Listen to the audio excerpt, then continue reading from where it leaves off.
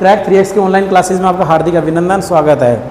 मैं LR मोबिया आपका हार्दिक अभिनंदन करता हूं। तो देखिए, कक्षा 10 की पहली यूनिट यानी पहली प्रश्नावली अपन ने कंप्लीट कर ली थी। आज पहली प्रश्नावली के कुछ MCQ हैं, एवशेद हैं, उनको आप कर लीजिएगा, जो बोर्ड के लिए अति इंपॉर्टेंट है, बहुत महत्वपूर्ण है, तो थोड़ा सा ध्यान समझना।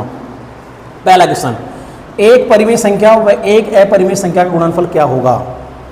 99% टीचर भी गलत करा देते हैं, इस क्वेश्चन को ध्यान समझना। एक परिमेय संख्या के उदाहरण के लिए, जैसे मैंने एक परिमेय संख्या ले ली 2 और अपरिमेय संख्या ले ली 3, अगर इनका गुणा करेंगे तो क्या आएगा 2√3, यानी अपरिमेय संख्या तो मिलेगी। इसका मतलब हमारी अपरिमेय संख्या तो राइट आंसर है। और बच्चे यहीं से इसको टिक करके और गलत कर देंगे, जबकि परिमेय संख्या हमारी 0 भी तो हो सकती है, और 0 को गुणा करेंगे तो कितना आएगा 0। अब ये कौन सी मिली आपको, परिमेय। कैसी मिली आपको, परिमेय। यानी परिमेय संख्या मिल सकती है और अपरिमेय संख्या भी मिल सकती है, प्राकार संख्या नहीं मिलेगी भाई। यानी कौन सी मिले, ऑप्शन नंबर डी हमारा इसका राइट आंसर हो जाएगा। अब देखो नेक्स्ट, संख्या 2 + √3 गुणा 2 - √3 क्या होगी।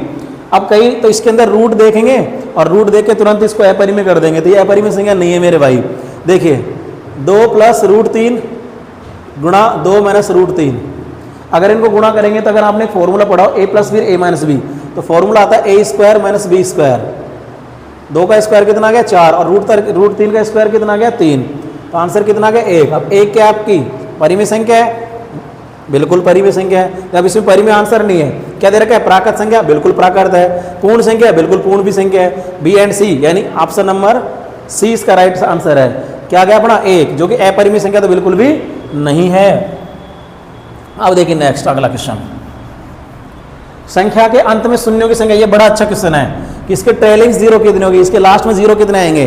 तो मैंने आपको पढ़ाते समय बताया था कि 0 बनने के लिए रेस्पॉन्सिबल होते हैं 2 चीजें, 2 और 5। जितनी संख्या में 2 और 5 दोनों आएंगे उतनी ही 0 बनेगी। देखिए हालांकि इसमें 3 का कोई इंपॉर्टेंस रोल नहीं है, कोई रोल नहीं है, लेकिन मैंने फिर भी आपको वैसे ही दे दिया। 2 की घात कितनी है 15, इसका मतलब 2 कितनी बार आएगा 15 बार। 5 की घात कितनी है 7, इसका मतलब 5 कितनी बार आएगा 7 बार। और चूंकि मैंने बताया 1 2 और 1 5 से 10 बनेगा, 1 0 बनेगी, लेकिन 2 15 बार आए, लेकिन बेशक 5 तो 7 बार ही आ रहा है, तो 5 2 के साथ मिलकर कितनी 0 बना सकता है, 7 जी तो 0 बना सकता है। इसका मतलब ये जो ऑप्शन बी है 7, यही हमारा राइट आंसर रहेगा इसमें, बाकी सारे ऑप्शन खराब हैं आपके।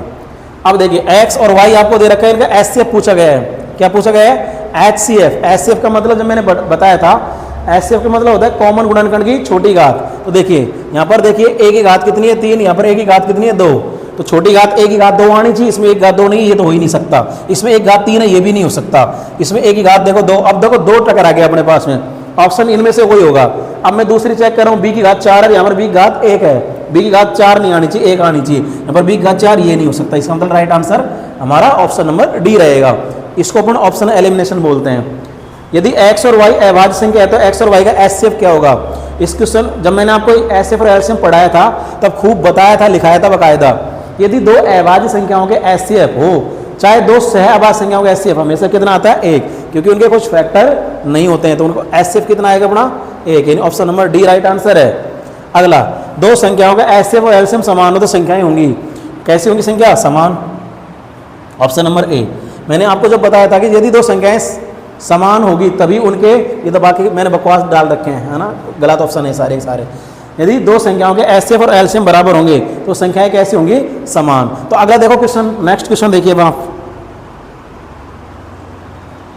नेक्स्ट देखिए, 2 सह अभाज्य संख्याओं a और b का LCM क्या होगा। 2 सह अभाज्य संख्याएं हैं a और b, कौन सी है, सह अभाज्य संख्या। तो जब मैंने आपको पढ़ाया था HCF और LCM तो मैं लिखाया था नोट डलवा कर कि 2 सह अभाज्य संख्याओं का LCM क्या होता है, सह अभाज्य संख्याओं के गुणनफल के बराबर, यानी a नहीं हो सकता, b नहीं हो सकता, a गुणा b, यही हमारा राइट आंसर है। और कमेंट सेक्शन के अंदर आप इसका आंसर डालोगे कि 2 सह अभाज्य संख्याओं का HCF कितना होगा, तो वो भी आप कमेंट सेक्शन के अंदर डालना।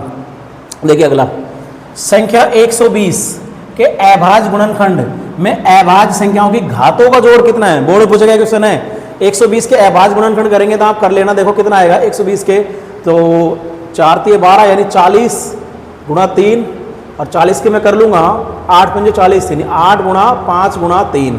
8 का मतलब हो गया 2 की घात 3, 3 की घात 1 और 5 घात 1। इसके फैक्टर करोगे तो ये निकल के आएगा 120 के जब फैक्टर करोगे तो ये निकल के आएगा। अब इसमें क्या पूछा है, 120 के अभाज्य गुणनखंड में अभाज्य संख्याओं की घातों का जोड़। तो घातों का जोड़ करो तो कितना आएगा, 3 और 1 4 और 1 5। तो अगर इनके घातों का जोड़ किया तो कितना आया अपना आंसर, 3 नहीं होगा 5। ये ऑप्शन गलत है और ये भी ऑप्शन हमारा गलत है। तो ये जितने भी क्वेश्चन, इनसे बाहर कुछ पूछा नहीं जा सकता, जितने भी पॉसिबल क्वेश्चन होंगे मैंने आपको बना दिए। अब देखिए नेक्स्ट क्वेश्चन क्या है इसमें,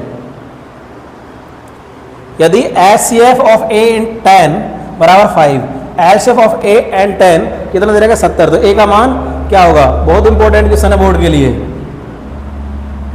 अपना एक रिलेशन होता है दो संख्याओं के लिए कि HCF गुणा LCM बराबर संख्याओं गुणनफल।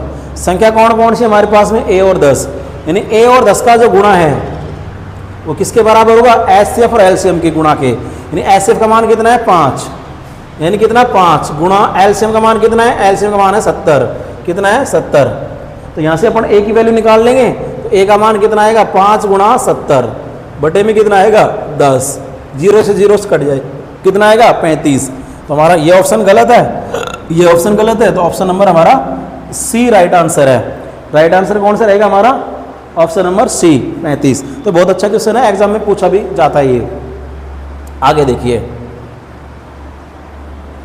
अगला क्या है, दो संख्याओं के लिए, यही बहुत अच्छा प्रश्न है ना, ये कंपटीशन में बहुत पूछा जाता है। दो संख्याओं के लिए HCF और LCM का युग्म नहीं हो सकता, कि कोई भी दो संख्याएं आपको बताई नहीं गई है, लेकिन इसने कहा कि उन संख्याओं का जब HCF निकाला होगा और LCM निकाला होगा तो कौन सा जोड़ा HCF और LCM का जोड़ा नहीं हो सकता, उसकी बात कर रहे हो।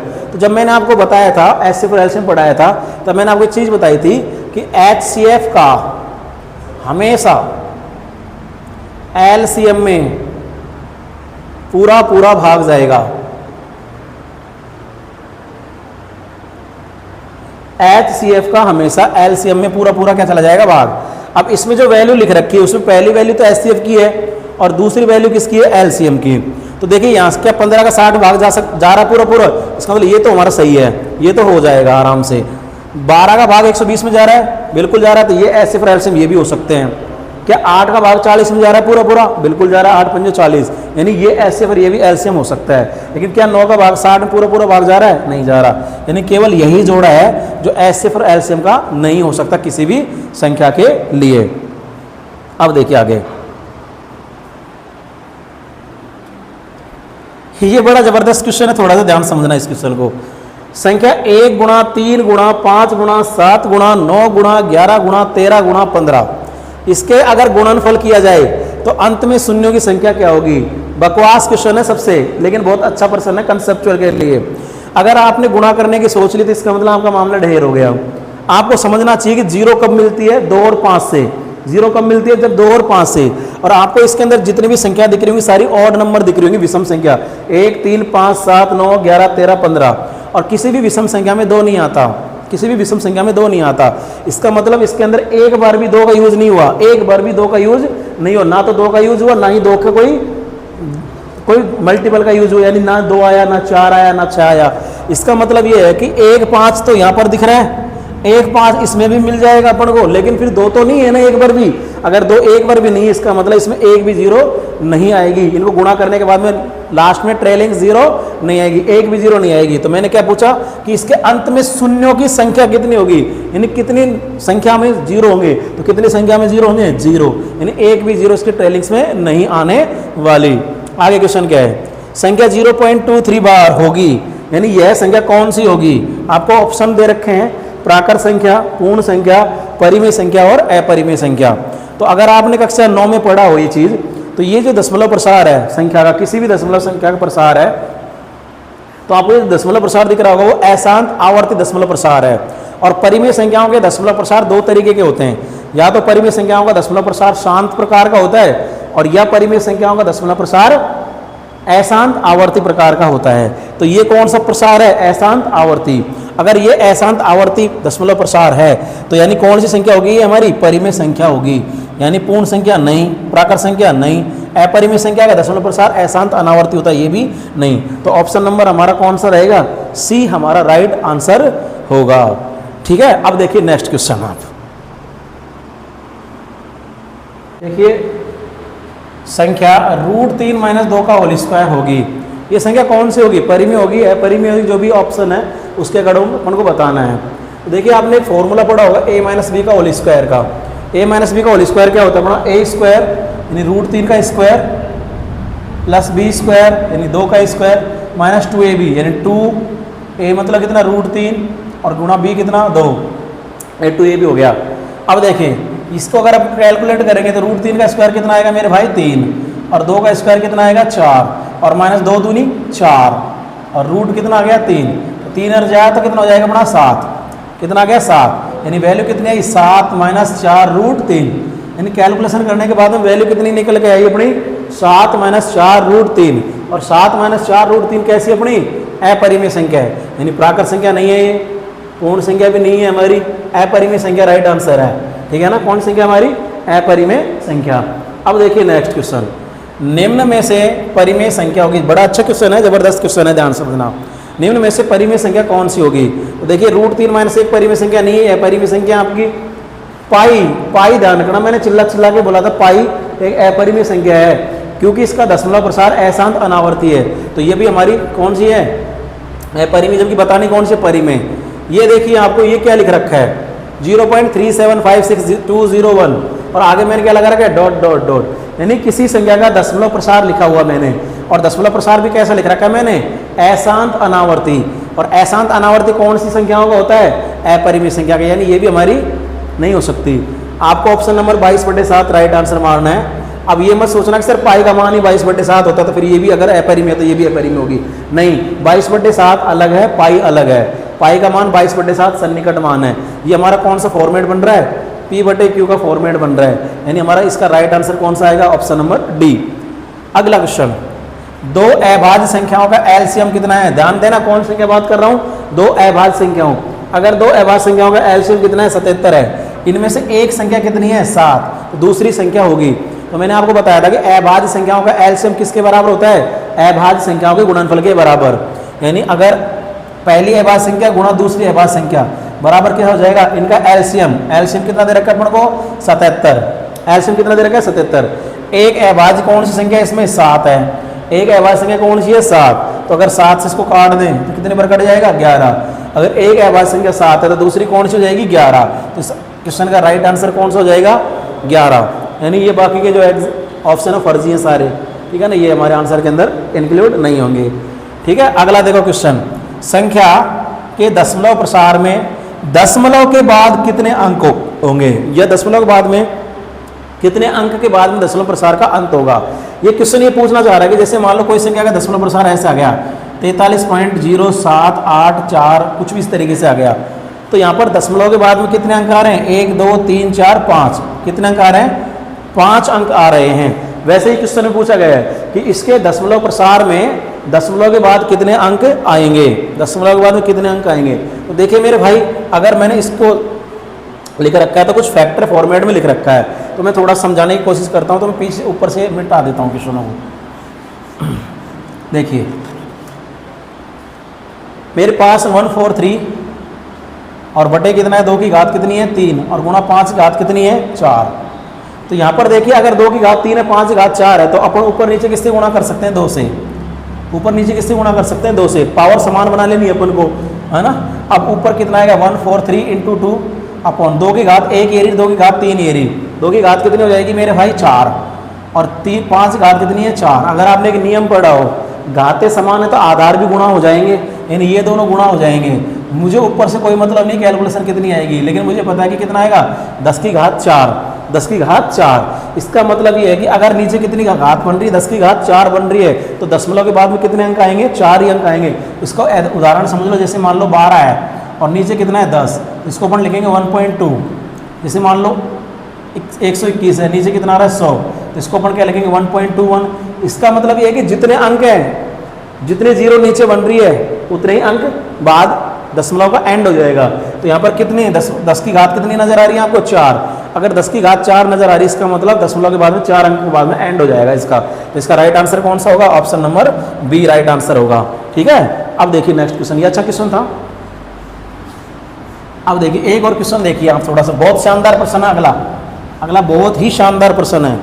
तो देखिए वह बड़ी से बड़ी संख्या, मैंने कहा था कि ऐसे को ढंग से पढ़ लेना, वह बड़ी से बड़ी संख्या क्या होगी जिससे इन दोनों को भाग दिया जाए तो शेषफल इतने इतने मिल रहे हैं। यानी कोई संख्या बड़ी से बड़ी होगी, ध्यान समझना, कोई बड़ी से बड़ी संख्या होगी, मैंने बॉक्स के अंदर डाल दी, बॉक्स बना दी उस संख्या का, उसका भाग अगर 125 में दें, अगर उसका भाग 125 में दे तो हमको शेषफल कितना मिल रहा है 5, और उसी का भाग किस में दे दें 94 के अंदर, दिख रहा भाई, ये दिख रहा आ रहा है कैमरे में, अगर 94 के अंदर भाग दे दें कितना शेषफल मिल रहा है 4। यानी कोई संख्या तो है जो मैंने बॉक्स में छुपा रखी है, इस संख्या का भाग जब इसमें दे दें तो शेषफल कितना मिल रहा है 5, और इस संख्या का जब इसमें भाग दे दें तो शेषफल कितना मिल रहा है 4। ये क्वेश्चन यूपी या बिहार बोर्ड में पूछा गया क्वेश्चन है आपका। लेकिन एक चीज़ बताओ, इस संख्या का जब इसमें भाग दे दिया तो शेषफल 5 मिल रहा है, इसका मतलब इस संख्या के अंदर 125 माइनस 5 और यानी 94 माइनस 4 अगर भाग लो शेषफल में घटा लेता हूँ, इसका मतलब ये है कि इस शेषफल को मैं पहले ही घटा लूँ संख्या में से, तो अब मुझे इस संख्या का भाग अगर इसमें देना पड़े तो शेषफल कितना मिलेगा 0, और इसमें भी शेषफल कितना मिलेगा 0। इसको मैं थोड़ा सा एग्जांपल समझा रहा हूँ। जैसे मान लो 12 का भाग मैंने दे दिया 37 में, 12 दिया 36, तो शेषफल कितना मिल रहा है मेरा 1, शेषफल कितना मिल रहा है 1। भाई जब मैंने 37 में किसका भाग दिया 12 का, तो 12 का भाग अगर मैंने 37 में दिया तो शेषफल कितना मिल रहा है मुझे 1, तो ये शेषफल मिलना ही नहीं चाहिए। इसका मतलब शेषफल को इसमें से क्या कर लो घटा लो, 37 माइनस 1 बराबर कितना है 36, यानी उसी 12 का भाग अगर आप 36 में दो तो शेषफल कितना आएगा 0। तो वही मैंने काम किया है कि संख्या का भाग जब 125 से 94 में जा रहा है देंगे तब तो शेषफल 5 और ये आएगा, लेकिन मैं शेषफल को पहले से ही घटा लूँ, शेषफल को इनमें से पहले घटा लो तो शेषफल कितना मिलेगा 0। इसका मतलब उस संख्या का भाग आप किस में दे दो, एक तो 120 में और एक किस में दे दो 90 में। इसका मतलब उस संख्या का भाग 120 और 90 में देंगे तब जाके शेषफल क्या आएगा 0। और एक चीज़ आपको मैंने बताया था कि वह बड़ी से बड़ी संख्या जिसका भाग इन दोनों में पूरा पूरा चला जाए तो बड़ी से बड़ी संख्या क्या आएगी आपका HCF। इसका मतलब 120 और 90 का क्या निकाल लो आप HCF। तो 120 और 90 का HCF अगर आप निकालने की कोशिश करोगे, देखो 120 का मतलब हो गए 40 गुणा 3 यानी 40 का मतलब 8 पंजे 40, 2 की घात 3 गुणा 5 गुणा 3 ये, और 90 का मतलब हो गया आपका 30 3 गुणा 30 और 3 मतलब 9 गुणा 10, 9 का मतलब 3 की घात 2 और 2 घात 1 और 5 घात 1, यानी ये हमारा हो गया 90 यानी 2 गुणा 3 की घात 2 गुणा 5 की घात 1। ये हमने फैक्टर कर लिए। आपको निकालना HCF में तो कॉमन लेंगे, कॉमन 2 ले लिया, कॉमन 3 ले लिया और कॉमन 5 भी ले लिया। अब देखिए छोटी घात लेनी है तो भाई 2 की घात छोटी ले ली, 3 घात भी छोटी ले ली, 5 घात भी छोटी, 5 3 15, 15 दूना 30, यानी इसका जो ऑप्शन होगा कौन सा होगा हमारा C राइट आंसर होगा। ये क्वेश्चन 3 नंबर में आया हुआ था, हालांकि मैंने इसको एबीसीडी के अंदर MCQ के अंदर डाल दिया, लेकिन ये क्वेश्चन 3 नंबर में आया था मेरे भाई। ठीक है, तो आपकी एबीसीडी की सीरीज कंप्लीट हो गई और अब नेक्स्ट आपकी प्रश्नावली नंबर 2 स्टार्ट करेंगे। ठीक है, तो ये महत्वपूर्ण क्वेश्चन थे जो बोर्ड में आने लायक हैं, थोड़ा सा ध्यान रखना। इनसे ज़्यादा टाइट क्वेश्चन उसका राम जी भी नहीं बना नहीं सकता ना, तो थोड़ा सा ध्यान रखना। तो अगर ये आपको वीडियो पसंद आया तो इसे लाइक कीजिए, शेयर कीजिए और सब्सक्राइब कीजिए और शेयर कीजिए धड़ाधड़। भाई वेन डायग्राम पर आधारित आज से पहले मैंने ऐसा जबरदस्त क्वेश्चन कभी नहीं देखा। इतना जबरदस्त क्वेश्चन पूछा गया है RAS 2023 के अंदर। देखिए 400 लड़कों के एक समूह में हर लड़का क्रिकेट, हॉकी और फुटबॉल में कम से कम एक खेल तो खेलता ही है। इसका मतलब कहना चाह रहा है कि कोई भी लड़का ऐसा नहीं है जो खेल नहीं खेलता, सारे कुछ न कुछ खेलते हैं। 185 क्रिकेट खेलते हैं, 165 हॉकी खेलते हैं और 160 फुटबॉल खेलते हैं। 40 लड़के केवल क्रिकेट और फुटबॉल, देखिए यहाँ पर वेन डायग्राम में मैंने पहले से डिनोट कर रखे हैं। 20 लड़के केवल और हॉकी क्रिकेट खेलते हैं, 10 केवल हॉकी और फुटबॉल खेलते हैं। तो देखिए 40 लड़के केवल क्रिकेट और फुटबॉल, केवल क्रिकेट और फुटबॉल, तो देखो क्रिकेट और फुटबॉल ये रहा इंटरसेक्शन वाला, लेकिन 40 लड़के केवल क्रिकेट और फुटबॉल खेल रहे हैं। इसका मतलब ये वाला एरिया केवल 40 का है अपना। 20 केवल हॉकी और क्रिकेट, 20 केवल हॉकी और क्रिकेट खेलते हैं। 20 ऐसे जो केवल हॉकी और क्रिकेट खेलते हैं, ये वाला एरिया जो भी है ये 20 का है। और 10 लड़के केवल हॉकी और फुटबॉल खेलते हैं, 10 लड़के ऐसे जो केवल फुटबॉल और हॉकी खेलते हैं, ये वाला एरिया हमारा 10 का है। कितने लड़के तीनों खेल खेलते हैं, ये हमसे पूछा गया था मेरे भाई, बड़ा जबरदस्त है। तो तीनों खेल खेलने वालों को मैंने कितना मान लिया X, कितना मान लिया मेरे भाई X। अब देखिए क्रिकेट कितने खेलते हैं 185, अगर क्रिकेट 185 तो ये गोला तो 185 को होगा कंप्लीट। अब देखिए 165 हॉकी खेलते हैं, 165 हॉकी। तो ये कंप्लीट ये जो सर्किल है वो 165 का है। अगर 165 में से 20 और 10 30 ये घटा दूं, x घटा दूंगा। अगर मैं 165 में से कितना घटा दूं, 30 और x, तो मेरे भाई कितना आएगा, 135 माइनस x आ गया। यानी जो केवल हॉकी खेलते हैं। आगे क्या कह रहा है, फुटबॉल। फुटबॉल कितने खेलते हैं, 160। फुटबॉल कितने खेलते हैं, 160। तो मेरे भाई ये कंप्लीट 160 का है। तो अगर 160 में से ये मैं घटा दूं 40 और 10 50, तो ये घट जाएंगे और x और घट जाएगा, तो ये कितने हो जाएंगे, 110 माइनस x। अब इन सबका टोटल कितना दे रखा है मेरे भाई, 400। सबका टोटल कितना दे रखा है, 400। इसका मतलब 400 के अंदर एक तो ये आ जाएंगे आपके कंप्लीट, कितने क्रिकेट वाले, कितने 185, यानी 185 तो क्रिकेट वाले आ गए। अब बचे कौन से मेरे भाई, ये वाला एरिया बच गया आपका। ये वाला एरिया कितना हो गया मेरे भाई, ये आपका जो एरिया बचा वो कितना, 110 और 10 यानी 120। 120 और माइनस एक्स का बच गया। फिर कौन सा एरिया, ये भी कंप्लीट हो गया। फिर ये वाला एरिया कितना है मेरे भाई, 135 माइनस एक्स, यानी ये 135 माइनस एक्स है। और इन सबका टोटल कितना दे रखा है मेरे भाई, 400। कितना दे रखा है, 400। अब देखिए इनको जोड़ लीजिए, 5 और 5 10, 3 और 2 5 और 8 13 और 1 14, 1 2 3 और 1 4, 440 माइनस 2x बराबर कितना मेरे भाई, 400। जैसे साइड ट्रांसफर करोगे 2x का मान कितना आएगा मेरे भाई, 40। x का मान कितना आ गया, 20। जबरदस्त कंसेप्ट पर आधारित क्वेश्चन था, x का मान 20। राइट आंसर RAS 2023 में पूछा गया क्वेश्चन था।